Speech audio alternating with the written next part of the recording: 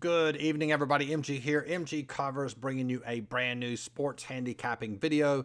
Title of this video is 2 big mistakes I made this week and how you can avoid making them as well. As always, if this is your first time watching one of my videos, greatly appreciate you subscribing to the channel. We've had the biggest growth in October that we've ever had on the channel. I am so grateful for that. When we hit 1,000 subscribers, I'm going to do something huge. It's going to benefit everybody in the community, even if you're not a client. So let's pump those numbers up and get to 1,000 here, and we can do this big promotion I'm wanting to do. So greatly appreciate you subscribing. If you like this video, it brings you value, would also appreciate a like. That helps me out a lot. If you haven't followed me already on social media, screen name is MGCovers, covers spelled with a Z. I give out a ton of information on my storyline on Instagram, things that I don't normally make a full video about, or things I see in the sports betting world. I will make a quick post on my Instagram story. So you get a ton of value simply by following me on Instagram and Twitter as well. So let's dive into this video. I'm super excited. I'm laughing. I've always liked to be... when I created this channel, I always wanted to be honest and transparent. So that's what I'm going to do tonight. I'm going to be vulnerable and show a couple mistakes that I made so that it can help you. And there's several reasons doing this. Number one, it doesn't matter if you're starting out, you're going to make mistakes in this business. If you've been doing this business as long as I have at professional level since 2015, and somebody that's been doing this business for 30 years, you are going to make mistakes. Just like a professional athlete makes a mistake, throws an interception, just like a pitcher makes a bad pitch, gives up a home runs, you're going to make mistakes. So the key is to identify that, accept that you've made a mistake, and could you have done something, or can you do something in the future to prevent that mistake? And the second reason for this video is to actually identify this mistake so that you can recognize it so that you don't make the same mistake as well. So let's dive into it. All right. This was from last Wednesday night. The game that we're talking about is the Coastal Carolina Appalachian State game. What you're looking at is the opening line movement. If you look down there at the bottom, it says 10-17. The line opened Coastal Carolina -3.5, App State +3.5. My power rankings had Coastal Carolina. I believe we had Coastal -11 or -12. That was my line. So we had a ton of value on Coastal. Now, here was my mindset. There were no big injuries for Coastal. Granted, Coastal was on the road, but really a good team. I thought, hey, this line is going to move, which means there's no way that line is going to stay at 3.5. It's probably going to move up at least a couple points. So my thought was, hey, we need to play this. I need to play this game now as opposed to waiting. About a year and a half, let me back up and say this first. About a year and a half ago, whenever COVID hit, you would have a lot of injuries. We saw this in soccer, basketball, all sports. So what I decided to do was I said, you know what? To get the benefit of line movement and injuries, I'm going to wait to the very last minute before I make my wager so that I can benefit from injuries. I can benefit from line movement. So if you play a game early, nothing wrong with doing that. And sort of the school of thought in this sports handicapping world is, as a rule, you generally play favorites early, and then you wait to play dogs late because the general public will jump on favorites and sometimes run all the value out, and that's true on the back end. So if that line increases, the value's on the opposite side playing the dogs late. However, the success I found in doing this here in the last year and a half has been huge. Because if you wait to the last minute, you're going to benefit. You're going to get the benefit of line movement. And again, my mentor, Bob McCune, if you don't know, I didn't personally know him, but I read all his books. He made the greatest point of all, and it's so true. The last movement of a line is the most important movement. Well, if you've already played a game, guess what? You can't benefit from that line movement. So anyway, that's sort of the backstory behind this. So when I saw 3.5, again, here's the mistake. I went ahead and played this game early. I think I played it 2 days early. Didn't play it here yet, but I'll show you what happens. So the line's at 3.5. So what I do is I wait.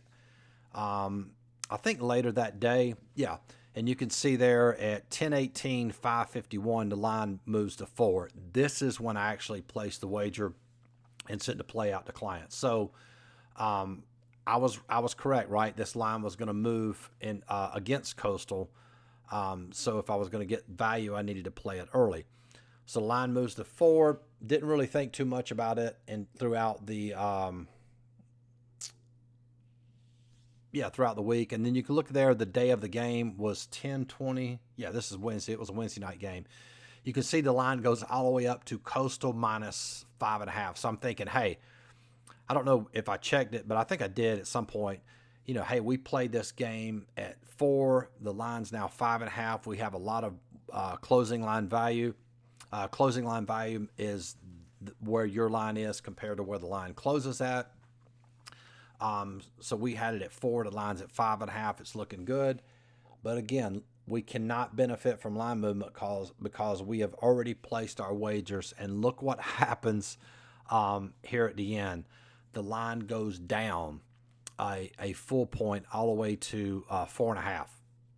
And again, going back to what I just said, what's the most important line movement of all? The very last line movement. The line moves in favor of App State, and we all know what happened. App State ended up winning this game. Now, a couple things to show you exactly really what happened was, and the reason Bob McCune makes that point, the reason it's true to wait late and respond to that last line movement is simply because there's a large majority of sharps. That's what they do. They wait to see what the marketplace is doing. So, and ideally, so realistically, what happened was when the line got to be 5.5, that's when the sharps hammered the App State side, therefore driving that line down to the 4.5. So essentially, that's really what happened. And I made this point in another video. Here's a great way to think about line movement. Let's just pretend line movement is, okay, I'm a sharp.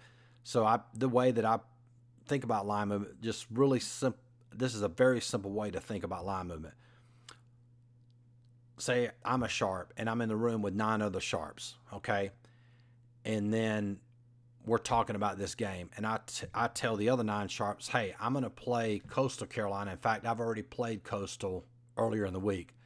What if 9 of those other sharps say, wow, we're actually going to wait till the line goes up to say 4.5, 5. We're going to play it close to kickoff at 5.5. That's what line movement is. Line movement is basically using the quote expertise, lack of a better word, of sharps, right? So the majority of sharps in this particular case believed App State was going to win this game, and there was value on that side. And of course, that's what happened. But again, because I played this game early, I wasn't able to benefit. Now, I think I posted this on Instagram. I may have still played the game at 4.5, line moving from 5.5 down to 4.5, but at least I would have had the benefit of knowing that the line was moving against me if I ended up playing Coastal. But more than likely, had I seen that, and we also know that home teams in college football win 70% of the time, we had that going against us. Big rivalry game between those two. Short prep week, that probably did favor the dog in this case. But anyway, I went against the process of how I handicap and paid the price and a loss on that game. So that's that. So anyway, so let's move on to the next one. Okay. Then this happened the very next night. Now, Charlotte, this is FAU and Charlotte. Charlotte was at home. My power rankings, this is very important. My line for Charlotte in this game was -2. So it wasn't like Charlotte was a big favorite via my line.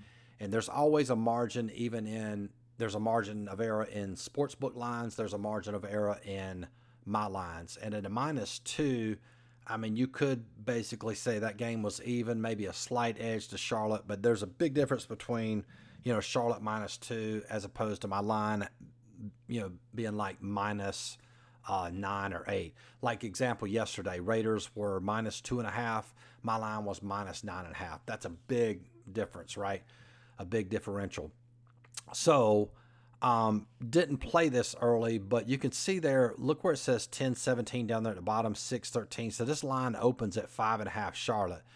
And look what happens. It goes from 5.5. Next day it goes to 6. And then, yeah, still that same day it goes up to 7, and it never moves off that 7. It stayed at 7. So essentially, I was going against line movement. It never, ever moved in the direction of Charlotte. So this was a play that I played that should have been a pass. Now, another thing, too, about line movement that I learned from Bob McCune, he always said this: if the line stays the same the day of the game, which there's no movement at all, that's going to favor the favorite, right? Just the way that it works. So again, mistake I made here, probably put too much stock into my power rankings. Again, it wasn't a bad play. Charlotte was a non-public team, so I did have that going against my side. Going with me, I probably should have played this on the money line as opposed to getting the points. I think I could have gotten it for like plus 200, considering, again, Charlotte was at home, and if we lose, I would have paid no juice in that particular example. So anyway, I'm going to show you my betting log for the week, but just to sort of review that, again, having a process, sticking to that process. Let's say you have a full-time job, and maybe your only time to handicap is between 8 a.m. and 9 a.m. or say 7 a.m. to 8 a.m. and that's all you've got, then go ahead and do that and have a process. The last thing you want to do is maybe you see some type of line movement, you go in the bathroom so that your boss can't see it, you're placing a wager after studying a game for 5 minutes. Don't do that. Don't get away from your process. It's the same reason I'm a golfer. Professional golfers have a routine, right? Because a routine gives them confidence. They stay in that routine. They don't get out of that routine. And when you see them make a bad shot, a lot of times it comes from them getting out of their routine. So having a routine, having a process, however you want to define it, is very important in sports betting. So now what I want to do is I'm pull this up full screen. This is my betting log for last week. You can see there it started on 10/19. And if you look there at 10/21, I actually got the wrong date, I realized. Charlotte and Coastal. Coastal Carolina, we got it for minus 105, pretty good juice, and wagered 0.33 units, which is $333 for me. We lose that, pay the juice minus 0.35 units, or $350. Another mistake I made with the Charlotte game, and a lot of people make this error. They feel like, hey, there's more security in playing it with taking the points as opposed to playing on the money line. So I upped my unit size. Normally a game like this, I would probably play around a third unit, maybe 1/5 unit. 1/5 unit is basically 0.2 units. You can see there in the chart, but I ended up playing it for a half a unit, and I had to pay the juice. So we lost $550. So those mistakes cost me dearly for the week. However, we had a really good week. So that's another thing about making a mistake. Hey, if you make a mistake, it's no big deal. You made a mistake, accept the mistake, move on, and don't let that mistake influence your next wager that you make. Make that next wager with confidence. And if you look down at the very bottom right there, you see where it says 0.582 units. That's what we actually had a pretty decent week. We ended up made $582, 0.582 units. But if you look at that next number, if we had not placed the Charlotte or Coastal Carolina wager, we would have netted 1.482 units, which would have been $1,482 earned for the week.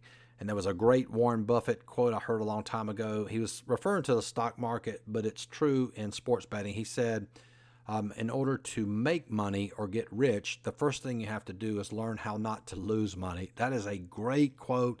It is so applicable to sports betting. And again, both of those games were just basically process errors, mistakes that I made, getting out of my process. And again, rather than your focus on winning games, you have to learn when to say no to a game. Going back to what Buffett said, in order to make money, you have to learn not to lose money. So just to review real quick, have a process for handicapping. Stick to that process. If you make a mistake, and you will, I'm going to make more mistakes, learn from that mistake. Be honest with yourself. You'll see me a lot of times on Instagram, I'll post this. Hey, we had this team at plus 150. It was a 50-50 game. We lost. It was still a good wager. So you can make a good wager and the play will lose, still a good wager. But in those two examples, those were not good plays based on how I handicap. So make good wagers. If you make a mistake, learn from it. And again, if you're going to use line movement to your benefit, I will say this, you'll see some sharps that will play early. And if the line moves too far, then they'll play the other side, what we call hedging. I don't like to do that because then either way, you're going to still play juice regardless. And I think it just makes it complicated. You tie up a lot of your money. So my thought is if you're going to be one of those handicappers that if you want the full benefit of line movement, just wait 100% of the time. Now, there will be cases where you're going to lose value. What I mean by that, like the Coastal Carolina game, let's say the line opens at -3.5, you're going to wait. Say the line goes all the way up to 6.5, it closes at 6.5. You could have played it at 3.5. Coastal blows out whoever they're playing, and you lose out. That will happen. However, you will get far more benefit by waiting and getting the full benefit of line movement by placing your wager late than you will by placing it early. So anyway, hopefully that video helps. One thing I want to show you briefly, something really cool that I'm working on. I got a new NHL model that I'm testing. It is absolutely destroying, doing really well. It's up 7.39 units. If you are a client, you have access to that entire model. It's different from my regular NHL model, something I'm testing, but right now it's up 7.39 units, having a lot of success with it. You get that entire model, what stats I use, how I'm doing it. You get all of that. Also, I just released a really good video on handicapping draws. So if you're into soccer, it's a really creative way to handicap draws. You get access to that. All of that for $49.95 per month. That also gives you access to all of my models, college football, NFL. We've got NHL and NBA coming up here. I should have those stat models going live in about a couple weeks. And if you want to get access to all of that, in addition to all my plays, that is $99 per month. And if you join for a year, you save about $600, so it's $499 for the entire year. That gives you access to everything. So again, greatly appreciate you guys watching this video, and we'll talk to you guys soon. Peace.